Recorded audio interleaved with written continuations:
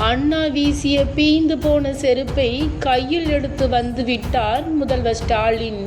அடித்து நொறுக்கிய அண்ணாமலை.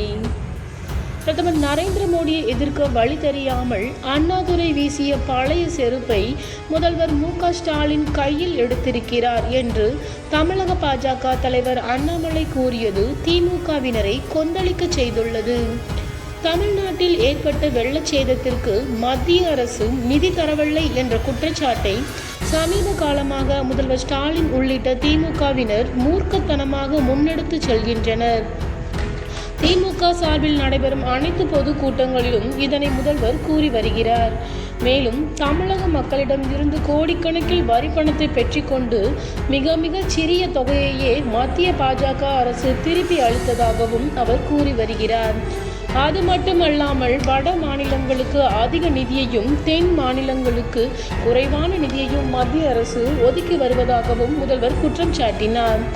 இந்நிலையில் சென்னையில் தமிழக பாஜக சார்பில் நடைபெற்ற நிகழ்ச்சியில் மாநில தலைவர் அண்ணாமலை கலந்து கொண்டு உரையாற்றினார். அதில் நம்முடைய முதல்வர் மு.க.ஸ்டாலின் எப்போதுமே தன்னை சிறந்த முதல்வர் என்று அவராகவே சொல்லிக் கொள்கிறாரே தவிர அவரை பற்றிய ஒரு விஷயத்தை சொல்கிறேன் கேளுங்கள். இந்தியாவில் உள்ள முதலமைச்சர்களிலேயே அப்ரூவல் ரேட்டிங் 40%க்கும் குறைவாக உள்ள முதல்வர்கள் 2 பேர் தான் இருக்கிறார்கள். அதில் ஒருவராக மு.க.ஸ்டாலினும் இருக்கிறார். பிரதமர் மோடியை நோக்கி கடைசி அம்பு வரை ஸ்டாலின் எறிந்துவிட்டார். ஆனால் மோடியை ஒன்றுமே செய்ய முடியவில்லை. இதனால் இப்போது அவர் என்ன செய்திருக்கிறார் தெரியுமா? பீந்து போன ஒரு பழைய செருப்பை ஸ்டாலின் எடுத்து வந்திருக்கிறார். அந்த செருப்பு என்ன என்பது உங்களுக்கே தெரியும். அதுதான் வடக்கு தெற்கு அரசியல். 1967 அண்ணாதுரை தனக்கு வேண்டாம் என்று வீசிய பழைய செருப்பை ஸ்டாலின் கையில் எடுத்துள்ளார். வடக்குக்கு அதிகமாக கொடுக்கிறீங்க, தெற்குக்கு ஒண்ணுமே தரமாட்டேங்கிறீங்க என்று கிளம்பியுள்ளார்.